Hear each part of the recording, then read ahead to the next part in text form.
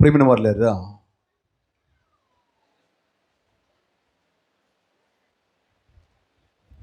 ఒకరోజు ఒక కుటుంబం భయానకమైనటువంటి కరువును అనుభవిస్తూ ఉంది. ఆ కరువును పోగొట్టుకోవడం కొరకు వారు ఎన్నో ప్రయత్నాలు చేశారు. వారి ప్రయత్నాలన్నీ విఫలమయ్యాయి. చాలా చోట్లకి వెళ్ళడానికి వారికి ఆహ్వానం అనుగ్రహించబడింది, కానీ వారికి వెళ్ళడానికి ఇష్టం లేదు. కారణమేమనగా దేవుని యొక్క ఉన్నతమైనటువంటి స్వరం వారికి వినబడలేదు గనుక ఆకలితోనైనా దేవుని వాగ్దాన దేశంలో చచ్చిపోవచ్చు, కానీ దేవుడు చెప్పలేని చోటకి అది ఎంత సమృద్ధిగా ఉన్నా వెళ్ళకూడదు అనే నిశ్చయత కలిగినటువంటి భక్తులు వాళ్ళు. చాలామంది గురించి మనం అంటాం కదా, రోషం కొరకు పౌరుషంతో పస్తులైనా ఉంటారు, కానీ ఎవరి దగ్గర చేయి చాపరు. అలాంటి ఆ కుటుంబం పట్ల దేవుడు తన ఉన్నతమైన సంకల్పాన్ని కలిగి ఉన్నాడు. దేవునికి స్తోత్రం. వారెన్నడూ ఊహించిన రీతిలో దేవుడే చెప్పాడు, వెళ్ళు, నీ వెళ్ళే ప్రతి చోట నేను నీకు తోడై ఉంటాను. అదేంటి ప్రభువా, ఈ దేశాన్నే కదా మాకు వాగ్దానముగా ఇచ్చావు, మా వాగ్దాన దేశాన్ని మాకు ప్రమాణముగా మా సంతతికి నీవు ఇచ్చినటువంటి దేశాన్ని విడిచి మేము ఎక్కడికి వెళ్ళగలం అని అతడు అన్నప్పుడు దేవుడన్నాడు, నేను నీకు తోడై ఉన్నాను, నేను నిన్ను కాపాడుతానని దేవుడు చెప్పాడు. అలాగా చెప్పినందుకు అతడును తనతో ఉన్న తన వంశమంతయు బయలుదేరి దేవుడు చెప్పిన చోటికి వచ్చారు. ఎక్కడికి వచ్చారో మనం ఈరోజు చదవబోతున్నాం. ఆదికాండం 47వ అధ్యాయం, ఆదికాండం 47వ అధ్యాయం 5, 6, 7 వచనాలు చదువుకుందాం. ఫరో యోసేపును చూచి, నీ తండ్రియు నీ సహోదరులను నీ యొద్దకు వచ్చి ఉన్నారు. మరొకరు, ఐగుప్తు దేశము నీ ఎదుట ఉన్నది, ఈ దేశములోని మంచి ప్రదేశమందు నీ తండ్రిని నీ సహోదరులను నివసింపజేయు. గోషేను దేశములో వారు నివసింపవచ్చును. వారిలో ఎవరైనా ప్రజ్ఞ గలవారని నీకు తోచిన ఎడల నా మందల మీద వారిని అధిపతులుగా నియమించమని చెప్పెను. మరియు యోసేపు తన తండ్రి అయిన యాకోబును లోపలికి తీసుకుని వచ్చి ఫరో సమక్షమందు అతన్ని ఉంచగా, యాకోబు ఫరోను దీవించెను. చదవబడినటువంటి లేఖనములో నుండి దేవుడు మనతో మాట్లాడును గాక. ఆమేన్. ప్రియమైన వారులారా, ఈ లేఖన భాగంలో మనము చూస్తే మనకి కథంతా మనకు తెలుసు కాబట్టి నేను ఆ నేపథ్యాన్ని మీ ముందు ఉంచదలుచుకోలేదు, కానీ ఇక్కడ ఉన్నటువంటి ఈ అంశాన్ని ఒకంత మనము పరిశీలన చేద్దాం. యాకోబు తన యొక్క 70 మంది సంతానము ఎక్కడికి వచ్చారండి? ఐగుప్తునకు వచ్చారు. ఐగుప్తునకు వారికి రావడానికి ఇష్టము లేదు, ఆలోచన లేదు, వారు ఎప్పుడు ఊహించను లేదు. కానీ సర్వాధికైన దేవుడు సంకోచంలో ఉన్నటువంటి యాకోబుతో చెప్పాడు, నీవు లేచి ఐగుప్తునకు వెళ్ళుము, నేను నీకు తోడై ఉన్నాను అని. బెహెర్షెబాలో దేవుడు యాకోబు ఉన్నప్పుడు తనతో దేవుడు మాట్లాడాడు. దేవునికి స్తోత్రం, హల్లెలూయా. తాను ప్రయాణమై ఐగుప్తునకు రాగానే ఐగుప్తులో ఎక్కడుండాలో ఏంటో వారికి తెలియదు. ఎందుకంటే ఐగుప్తీలకు గొర్రెలు కాపర్లంటే హేయము, అసహ్యం. ప్రియమైన బిడ్డలారా, మీరు ఎవరినైనా అసహించుకుంటే వారిని మీ ఇంట్లో పెట్టుకుంటారా, ఇంటి బయట ఎడతారా? చెప్పండి. మీరు ఎవరినైనా ద్వేషిస్తుంటే వారికి శ్రేష్టమైన వాటిని పెడతారా, లేక పనికి మాలిన వాటిని పెడతారా? మాట్లాడట్లేదు ఎవరు. ఎవరినైనా మీరు ద్వేషిస్తే వారికి మంచి ఇల్లునిస్తారా, లేక పనికి మాలిన ఇల్లు ఇస్తారా? నేను అడుగుతుంది మిమ్మల్ని. మీరందరూ పక్క వాళ్ళని చూసుకుంటున్నారు. ప్రియమైన బిడ్డలారా, ఈరోజు సర్వశక్తి గల దేవాది దేవుడు నీ పక్షముగా ఉంటే, నీతో కూడా ఉంటే జరగబోయే అద్భుతాన్ని ఇక్కడ మనము చూడబోతున్నాం. దేవునికి స్తోత్రం కలుగును గాక. హల్లెలూయా.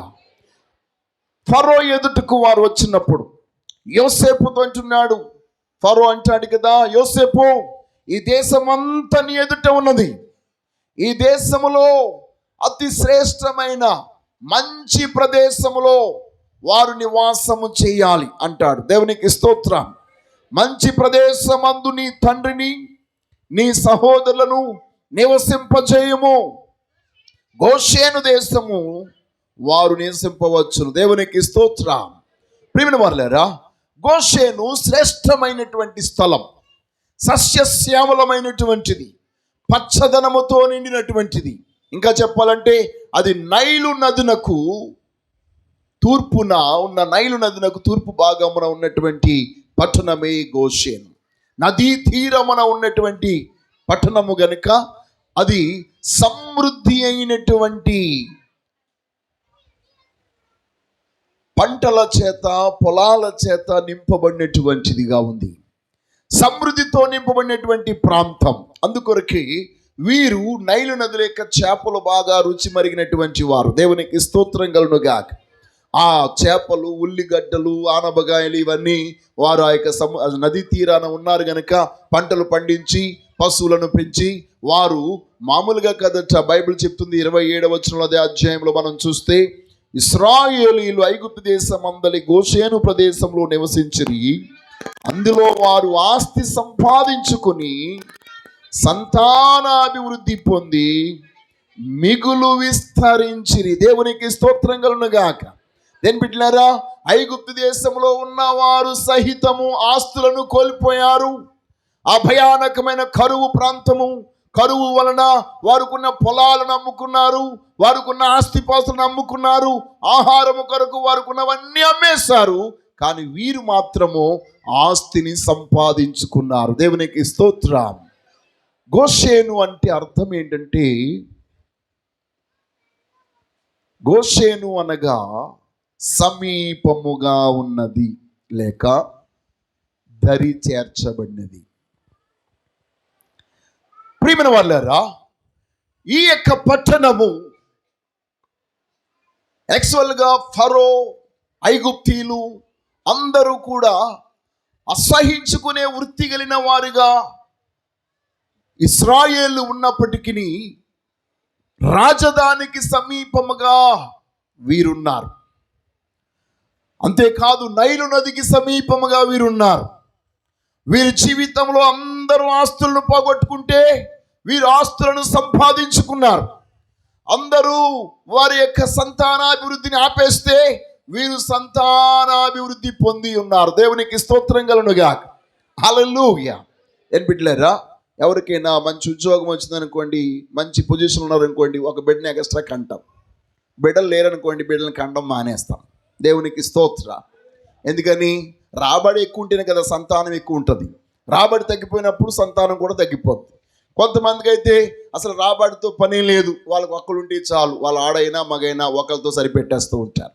ఎక్కువ శాతము ఈస్ట్ వెస్ట్ గోదావరిలో చూసినట్లయితే బాగా ఆస్తిపరులు ఉన్నటువంటి వారు ఒక్కరే కలిగి ఉంటారు వాళ్ళు. దేవునికి స్తోత్ర. ఎక్కువ మంది వారికి వద్దు, కానీ ఇక్కడ మనం చూస్తాము, ఇశ్రాయేలీలు గోషేనులో వారు ఉన్నతమైనటువంటి ఆస్తులను సంపాదించుకోవడం మాత్రమే కాదు, సంతానాభివృద్ధి పొంది వర్ధిల్లుచూ వచ్చారు. దేవునికి స్తోత్రం కలుగును గాక. హల్లెలూయా, హల్లెలూయా.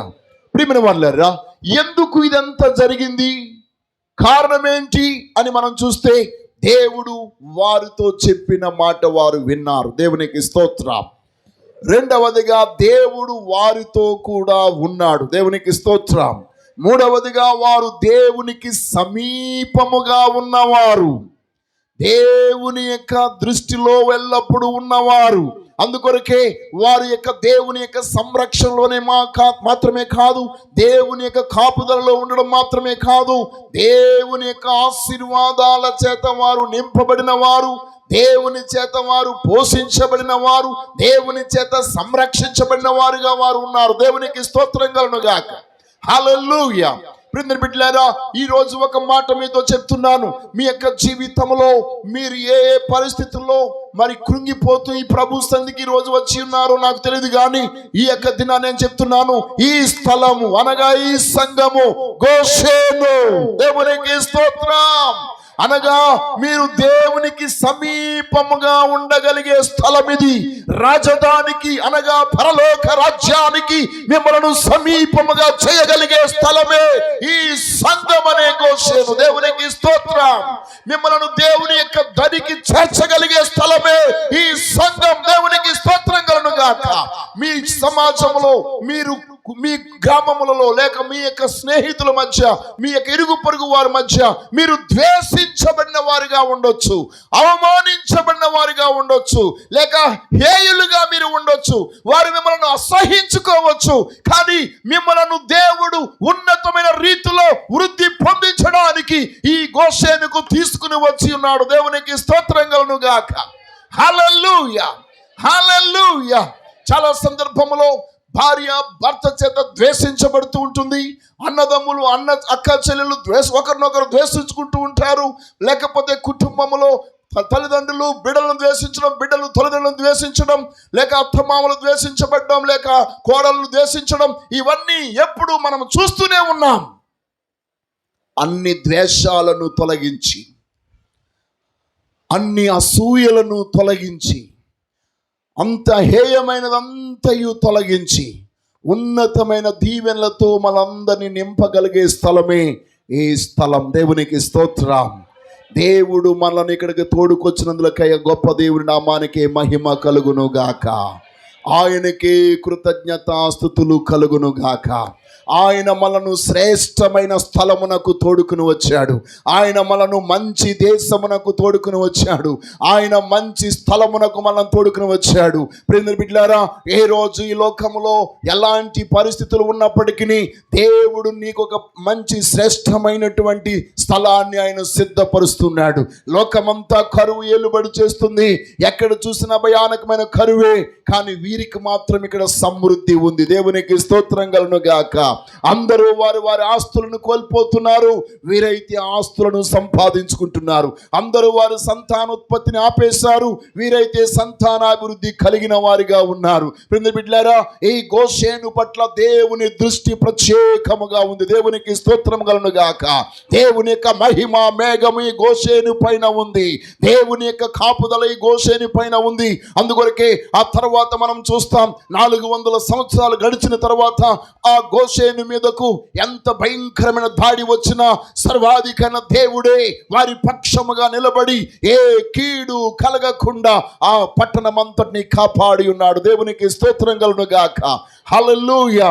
వీరు నైలు నదికి సమీపంగా ఉన్నారు. మొదట జరిగినటువంటి సూచక్రియలు మనం చూస్తే ఐగుప్తు లెక్క నైలు నది అంతా రక్తము చేత నింపబడిపోయింది. ఐగుప్తు లెక్క నదులన్నీ, అంతేకాదు వారి యొక్క బావులన్నీ, వారి తెపాలలో ఉన్న నీరు కూడా రక్తముగా మారిపోయింది. కానీ అదే నది తీరమున ఉన్నటువంటి ఈ గోషేనులో నివాసము చేస్తున్న ఇశ్రాయేలు యొక్క బావిలో నుండి మంచి నీరు ఉబికింది. దేవునికి స్తోత్రం కలుగును గాక. దేవుడు నీ చుట్టూ ఎంత ప్రభావితమైన దుష్ట సంబంధమైన క్రియలు జరగవచ్చేమో కానీ నీకు ఏ హానియు కలగకుండా అక్కడ కీడును నీకు మేలుగా మార్చేవాడు. వారికేమో రక్తపు నీరు, నీకేమో మంచి నీరు. కారణమేమనగా వీరు నివాసం చేసింది మంచి ప్రాంతము. దేవునికి స్తోత్రం. హల్లెలూయా, హల్లెలూయా. ఎవరికి స్తోత్రం చెప్పడానికి ఇష్టం లేదో, ఎవరు దేవుని మహిమపరచడానికి ఇష్టపడడం లేదో, దేవుని దీవెన తీసుకోవడానికి మాత్రం ఇష్టపడుతున్నారు. ఏ రోజు నీ యొక్క జీవితంలో దేవుడు చేసే కార్యాన్ని నువ్వు చూడగలగాలంటే దేవుడు చెప్పినట్టుగా నీవు చేయగలగాలి. దేవుడు వెళ్ళమన్న చోటికి నువ్వు వెళ్ళగలగాలి. ఇదిగో నీ భర్త నిన్ను ద్వేషిస్తున్నాడేమో, నీ అత్త నిన్ను ద్వేషిస్తుందేమో, నీ అక్క నిన్ను ద్వేషిస్తుందేమో, నీ అన్నదమ్ముడు నిన్ను ద్వేషిస్తున్నాడేమో, నీ యొక్క ఇరుగు పొరుగు వారు నిన్ను ద్వేషిస్తున్నారేమో, నీ స్నేహితులైన వారు ఇప్పుడు పగవారిగా మారిపోయారేమో, కానీ సర్వశక్తుల దేవుని యొక్క సన్నిధిలో నీ ఉన్నావు గనుక బైబిల్ చెప్తుంది, లేయా ద్వేషించబడుట యెహోవా చూచి. దేవునికి స్తోత్రం కలుగును గాక. ఈ రోజు మనము దేవుడు చూచే స్థలములో ఉన్నాం. దేవునికి స్తోత్రం. దేవుడు మన కార్యాలలో జోక్యం చేసుకునే స్థలములో మనం ఉన్నాం. అవును, నీవు ద్వేషించబడుతున్నావు, అసహించబడుతున్నావు, అవమానించబడుతున్నావు, కించపరచబడుతున్నావు, తక్కువ చేయబడుతున్నావు, ఎగతాళి చేయబడుతున్నావు. కానీ సర్వశక్తిగల దేవుడు నీ మీద దృష్టి ఉంచాడు.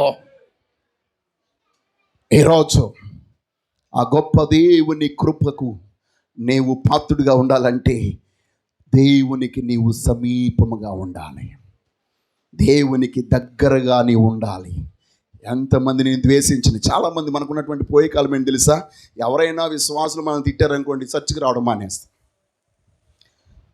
ఎవరైనా మనల్ని ఏదైనా అన్నారనుకోండి, మాస్టర్ గారి మీద కోపం, దేవుడి మీద కోపం. అదేంటో తెలియదు. ఆలేదు అంటే దేవుడి మీద ఎందుకు మనకి కోపం? అన్యజనులకున్న ఆలోచన కూడా మనకు ఉండదు. వాళ్ళు చూడండి, ఎవరు ఎన్ని కొట్టేయండి, తెల్లారి బొట్ట పట్టుకుని ఆ గుడికి వెళ్ళిపోతారు. ఎందుకంటే అది అందరిది, దట్ ఈస్ ఫర్ ఆల్. ఒక్కరిది కాదు. నేను ఎవరో తిట్టారు సంఘంలో, అది వాళ్ళది, ఇది నాదా? ఎవరిది? It's belongs to God. ఈరోజు ఆ ప్రత్యక్షత మీకు కలుగును గాక. దేవుని యొక్క ప్రత్యక్షత మీలో ఉంటే దేవుని ఆశీర్వాదం ఎప్పటికీ మీరు కోల్పోరు. ఎవరు ఎన్ని రకాలుగా నీ ప్రక్కన నీ శత్రువు వచ్చి కూర్చున్నా నువ్వు ప్రశాంతంగా దేవుణ్ణి ఆరాధించగలుగుతావు. దేవునికి స్తోత్రం కలుగును గాక. వారు నీ ప్రక్కన కూర్చున్నారంటే నీ స్నేహాన్ని కోరుతున్నారన్నమాట, నీతో మరలా మాట్లాడడానికి ఇష్టపడుతున్నారన్నమాట, నీతో మరలా సహవాసం చేయాలని కోరుకుంటున్నారన్నమాట. అందుకొరకే వారు నీ పక్కన వచ్చి కూర్చోబెట్టాడు దేవుడు. కాబట్టి నీ యొక్క జీవితంలో దాని గురించి ఎక్కువగా ఆలోచించి దేవుని వాక్యం వినడం మానేకు. సర్వాధికారి దేవుడు నీలో ఒక నూతన కార్యము చేయబోతున్నాడా? హల్లెలూయా, హల్లెలూయా, హల్లెలూయా. ఓ లేయా తన సొంత భర్త తనను ద్వేషించిన తను దేవుని మీదే ఆనుకుందట, దేవునికే సమీపంగా ఉందట. దేవా, నా భర్త నన్ను ద్వేషించవచ్చు కానీ నీవు నన్ను ప్రేమిస్తున్నావయ్యా. నా అత్త నన్ను ద్వేషించవచ్చు కానీ నీవు నన్ను ప్రేమిస్తున్నావయ్యా. నీ ప్రేమ లేకపోతే నేను బ్రతకలేను. నీ ప్రేమ నాతో కూడా ఉంది కాబట్టి ఎంతమంది ద్వేషించినా ఆ ద్వేషాన్ని ప్రేమతో నేను కొట్టివేయగలను ఆయన అని చెప్పిందట లేయా. దేవునికి స్తోత్రం. దేని బిడ్డలారా, అందరి చేత ద్వేషించబడినా ఎక్కువ సంతానం ఎవరిది? ఎక్కువ అభివృద్ధి పొందింది ఎవరు? ఇప్పుడు చెప్పండి, మనం ద్వేషించబడ్డం మేలా, ప్రేమించబడ్డం మేలా? ప్రేమించబడిన రాహేలు గర్భం మూయబడింది, నో ఫలం, నో లైఫ్, తన జీవితంలో లైఫ్ లేదు, వడ్రాలుగా మారిపోయింది. ఏమేమో పిల్లల మీద పిల్లల్ని కనేస్తుంది, ఆమె ఒక్క బిడ్డ కూడా లేడు. కాబట్టి ఇప్పుడు చెప్పండి, ప్రేమించబడ్డం మేలా, ద్వేషించబడ్డం మేలా? చెప్పండి అమ్మా. కాబట్టి ఈరోజు నేను చెప్తున్నాను, నిన్ను ద్వేషించే నీ కుటుంబ సభ్యులు ఈరోజు నీకు శ్రేష్టమైన ఈవులను ఇచ్చుదురుగాక. హల్లెలూయా. నేను బిడ్డలారా చూడండి, ఫరోకు కానీ ఐగుప్తులకు కానీ ఈ గొర్రెల కాపర్లంటే హేయం, అసహ్యం. కానీ వారి చేతనే దేవుడు వారికి ఏమి ఇప్పించాడు? శ్రేష్టమైన స్థలముని ఇప్పించాడు. దేవునికి స్తోత్రం. అంటే నీకు పగగా ఉన్న వారి ద్వారా నీకు శ్రేష్టమైనవి అనుగ్రహింపజేస్తాడు. నీకు ఇవ్వకూడదు అనుకున్న వారి చేతనే దేవుడు నీకు మంచిది ఇప్పించేటువంటి వాడు. నీ జీవితంలో నిన్ను ఇప్పటి వరకు హింస పెట్టి, బాధించి, కష్టపెట్టి, కన్నీళ్లు పెట్టించిన వారి ద్వారానే దేవుడు నీ ఆశీర్వాదాన్ని నీకు అనుగ్రహించబోతున్నాడు. దేవునికి స్తోత్రం కలుగును గాక. నీవు విడిచిపెట్టొద్దు, గోషేనులోనే ఉండు. దేవుడు చెప్పే వరకు, ఈ స్థలం నుంచి మీరు వెళ్ళండి అని చెప్పే వరకు అక్కడే నీవు ఉండు. అక్కడే నీవు ప్రభు దగ్గర కనిపెట్టు. ఆయనకి సమీపముగా ఉండు, ఆయనకి దగ్గరగా ఉండు, ఆయన్ని ఆరాధిస్తూ ఉండు, ఆయన్ని మహిమపరుస్తూ ఉండు. ఈ రోజు మీతో చెప్తున్నాను ప్రియమైన బిడ్డలారా, ఫరో అందరికీ ఆశీర్వాదకరంగా ఉన్నాడు, కానీ ఫరోకు యాకోబు ఆశీర్వాదం అవసరమై ఉంది. నీ ఆశీర్వాదం ఈ లోకానికి కావాలి. నీ ఆశీర్వాదం ఈ లోకానికి కావాలి కాబట్టి దేవుడు నిన్ను ఆశీర్వాదముగా ఉంచుట కొరకే కొన్ని సందర్భాల్లో నిన్ను ద్వేషించే వారి యొద్దకు పంపిస్తాడు. దేవునికి స్తోత్రం. హల్లెలూయా. ఆ గొప్ప దేవుడు నిన్ను దీవించాలనుకుంటే ఎవరి కనునైనా మరుగు చేయగలవాడైనా, ఎవరి ఆలోచనలైనా మరుగు చేయగలవాడైనా, ఎవరి తలంపులనైనా మరుగు చేయగలవాడైనా, ఎవరి హృదయాలైనా త్రిప్పగలవాడు ఆయన. యోసేపు వాళ్ళతో అంటున్నాడు, ఇదిగో వీరికి మందలంటే అసహ్యం, గొర్రెలంటే అసహ్యం, కాబట్టి వారి యొద్దకు వెళ్ళినప్పుడు జాగ్రత్తగా మాట్లాడండి. కాబట్టి వారు మిమ్మల్ని అసహించుకోకుండా ఉండినట్లు మీరు ఒక మాట చెప్పండి, మాకు గోషేనే కావాలని. వీళ్ళు అనుకున్నారు, కానీ ఆడికి వెళ్ళిన తర్వాత ఫరో అంటున్నాడు, మీరు గోషేను తీసుకోండి అంటున్నాడు. దేవునికి స్తోత్రం కలుగునుగా. హల్లెలూయా, హల్లెలూయా. కొన్ని సందర్భాల్లో మన మనసులో అనుకున్నది మనకు దొరికింది అనుకోండి, మనకి ఎలా ఉంటుందండి? ఎలాగుంటుంది? మీరు ఇప్పుడు ప్రార్థన చేశారు, ప్రభువా నాతో మాట్లాడని. ఈరోజు దేవుడు మీతో మాట్లాడుతున్నాడు, మీకు ఎలాగుంటుంది? ఎలా ఉంటుంది? పక్క వాళ్ళని వీపు పగిలిపోయేలాగా కొట్టి చెప్తాం, దేవుడు నాతో మాట్లాడుతున్నాడు. దేవునికి స్తోత్రం. హల్లెలూయా, హల్లెలూయా. ఈ రోజు నిన్ను ద్వేషించిన వారు, నిన్ను దూరం పెట్టిన వారు, నీకు దూరముగా ఉన్న వారిని దగ్గరగా చేయడానికి దేవుడు గోషేనుకు తీసుకొచ్చాడు. దేవునికి స్తోత్రం. నీకు దూరమైన నీ బంధుత్వం, దూరమైన ప్రేమ, దూరమైన ఆప్యాయత, దూరమైనటువంటి ఆస్తి, దూరమైనటువంటి అనురాగాలు, దూరమైనటువంటి అన్ని బంధాలను దేవుడు మరలా సమీపముగా చేయబోతున్నాడు. దేవునికి స్తోత్రం. హల్లెలూయా, హల్లెలూయా, హల్లెలూయా. రాజుగారికి సమీపముగానే దేవుడు మిమ్మల్ని ఉంచబోతున్నాడు. ఆ రాజ్యానికి సమీపముగా దేవుడు మిమ్మల్ని ఉంచబోతూ ఉన్నాడు. మీ జీవితంలో ఒక నూతన కార్యము చేయడానికి ఆయన ఇష్టపడుతున్నాడు. చూడండి, ఈగల దండు ఐగుప్తు నిండా కమ్మేసింది. గోషేనులో ఏముందో ఏ నెట్టు లేదు, అక్కడ ఏ వల వేయబడలేదు. ఒకవేళ వల చుట్టూ వేసిన పైనుంచి ఎగురు వచ్చేస్తాయి కదా అవి. ఒక్క ఈగ గోషేనులోనికి రాలేదట. దేవునికి స్తోత్రం. అన్ని చోట్ల ఈగలు వాలి ఆహారాన్ని పొల్యూట్ చేసి వాళ్ళందరికీ కలరా వ్యాధి వచ్చి చచ్చిపోతుంటే వీరికి మాత్రము కలకలలాడుతూ అందరూ హాయిగా ఆనందంగా జీవిస్తూ ఉన్నారట. దేవునికి స్తోత్రం. చుట్టూ ఐగుప్తు దేశం నిండా మిడతల దండొచ్చి ఆ పంట పొలాలన్నీ నాశనం చేసేస్తూ ఉంటే ఒక్క మిడత వీరి పొలంలోనికి రాలేదటండి. దేవునికి స్తోత్రం కలుగును గాక. ఏ రోజు నీవు దేవుడు చెప్పిన చోటు ఉంటే చుట్టూ ఎన్నో జరగవచ్చు, కానీ ఏది నీకు సమీపముగా రాదు. కారణం ఏమనగా నీవు ఎవరికి సమీపంగా ఉన్నావు?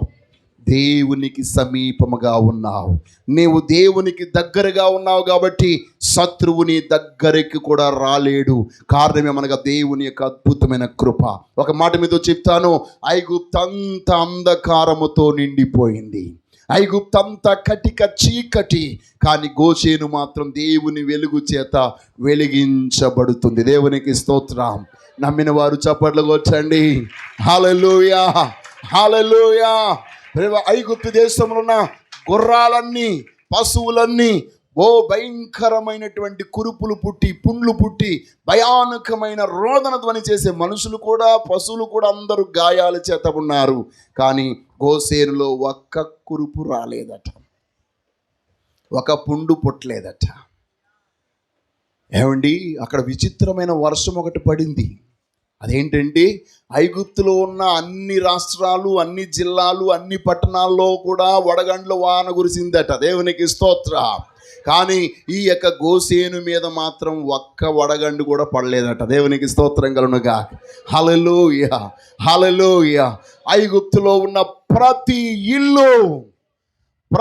ఇల్లు పేలు చేత నిండిపోయింది. ఏం చేత అండి? ధూళంతా పేలైపోయిందట. యాక్చువల్గా పశువులు ఉన్న చోట ధూళి ఎక్కువ ఉంటుంది. ఇంకా చెప్పాలంటే మేకలు గొర్రెలు ఉన్న చోట ఇంకా ఎక్కువ ఉంటుంది. ఎందుకు చెప్పండి? ఇవి చిన్న చిన్న కాళ్ళు కదా,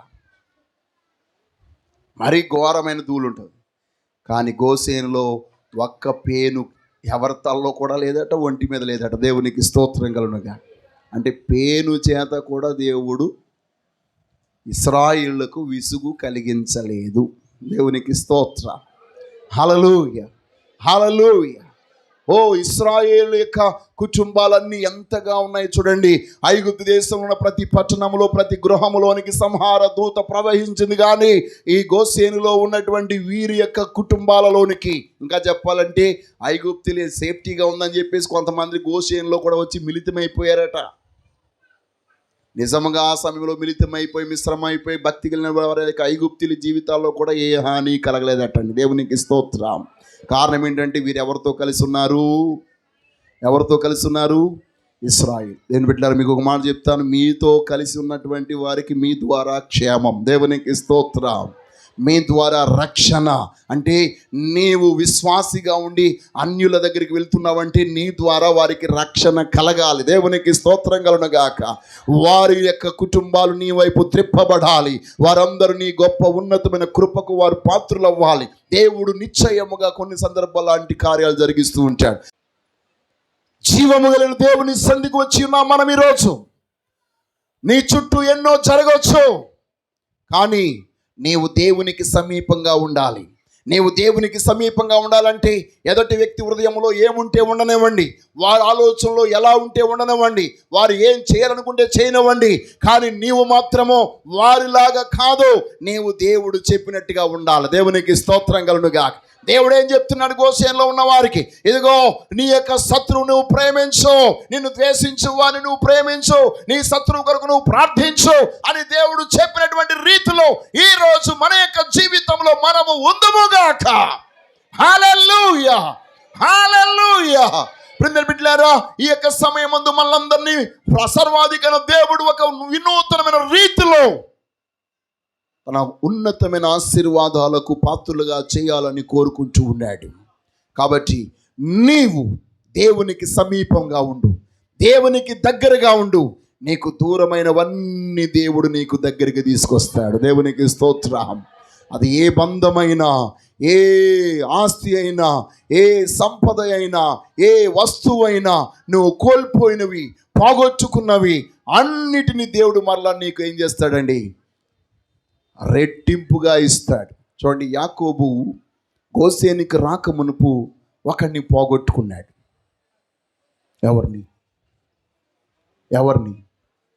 ఎవరినండి చెప్పండి అమ్మా. ఎవరిని పోగొట్టుకున్నాడు? మోసేనా? యోసేపుని పోగొట్టుకున్నాడు. గోసేనుకు వచ్చిన తర్వాత ఏం జరిగిందో తెలుసా? ఇదిగో యాకోబు అంటాడు, నేను నిన్ను పోగొట్టుకున్నాను, కానీ నీ ఇద్దరు కొడుకులు ఇప్పుడు నా కొడుకులు. అంటే నాకు ఇద్దరు కొడుకులు ఇప్పుడు double. He lost one person but he got two. ఇప్పుడు ఇద్దరు దొరికారు ఇప్పుడు. అందుకొరకే వారు కూడా యాకోబు వంశావళిలోనికి వచ్చారు, కానీ యోసేపు వంశావళిలోనికి వెళ్ళలేదు. ఎఫ్రాయిము, మనస్సే ఎఫ్రాయిము. ఆ ఇరువురు కూడా 12 గోత్రాల్లో వారు కూడా గోత్రికులుగా లెక్కించబడ్డారు. దేవునికి స్తోత్రం కలుగునుగాక. హల్లెలూయా. అంటే నీవు గోషేనులో ఉంటే నీ యొక్క జీవితంలో నువ్వు ఒకటి కోల్పోయావు, దేవుడు నీకు ఇప్పుడు డబల్ ఇవ్వబోతున్నాడు. అందుకొరకే నిరీక్షణ కలిగిన వారు బంధకాలలో ఉండి బంధించబడి ఉండి, బంధకాల్లో ఉండి నిరీక్షణ కలిగిన వారులారా, మీ కోటలోనికి ప్రవేశించండి. నేను చెప్పిన చోటికి మీరు ప్రవేశించండి. దేవుని నామం అనే కోటలోనికి మీరు ప్రవేశించండి. ఇదిగో 2 మేలు. చదువమ్మా. బంధకములలో పడి ఉండి నిరీక్షణ గల వారులారా, మీ కోటను మరలా ప్రవేశించుడి, 2 మీకు మేలు చేసేదన్ను. దేవునికి స్తోత్రం కలుగునుగాక. జకర్యా గ్రంథంలో ఆ యొక్క మాట మనం చూస్తాం. 9వ అధ్యాయం కదమ్మా. 9:12 మనం చూస్తున్నాం. కాబట్టి దేవుడు ఈరోజు మనలను మరలా దేవుడు చెప్పిన కోటలోనికి, దేవుడు చెప్పిన స్థలమే మనకి కోట, దేవుడు చెప్పిన చోటే మన అంతఃపురం, దేవుడు చెప్పిన చోటే మన యొక్క సేఫ్టీ స్థలం. దేవునికి స్తోత్రం కలుగును గాక. ఈ లోకంలో ఉన్న వారందరికీ అది సేఫ్టీగా అనిపించకపోవచ్చు, సంరక్షణగా అనిపించకపోవచ్చు, కాపుదలుగా ఉండకపోవచ్చు, కానీ దేవుడు ఏ స్థలం చెప్తే అదే మనకి సేఫ్టీ. దేవునికి స్తోత్రం. హల్లెలూయా, హల్లెలూయా, హల్లెలూయా. కాబట్టి ఈరోజు ప్రియమైనటువంటి సహోదరి సహోదరులరా, ఈరోజు నీవెక్కడున్నావు? ఏ స్థలంలో ఉన్నావు? దేవుడు చెప్పిన చోటుకు వింటున్నావా? నీ మనసు చెప్పిన చోటుకు వెళుతున్నావా? దేవుడు చెప్పిన పని చేస్తున్నావా? నీ మనసు చెప్పినది చేస్తున్నావా? దేవుడు నడిపించే మార్గంలో నడుస్తున్నావా? నీ మనసు చెప్పినట్టుగా నడుస్తున్నావా? ఈరోజు జీవము గల దేవుని యొక్క ఆత్మ నీ పైకి దిగి వచ్చును గాక. దేవుని ఆత్మ కలిగిన వాడుగా నీ ఉంటే ఈ భూమి మీద అతి శ్రేష్టమైనవి నీవే. దేవునికి స్తోత్రం. ఈ లోకములో రాజులు, చక్రవర్తులు, వాళ్ళు పెద్ద పెద్ద గొప్ప వాళ్ళు అవ్వచ్చు. దేవుని ఆత్మ కలిగిన వ్యక్తిగా నీ ఉంటే ఆ వారి అధికారము కంటే నీ అధికారమే గొప్పది. దేవునికి స్తోత్రం కలుగునుగా. యోసేపుని అడగండి చెప్తాడు, దానియేలుని అడగండి చెప్తాడు, షద్రక్ మేషక్ అబేద్నెగోను అడగండి చెప్తాడు.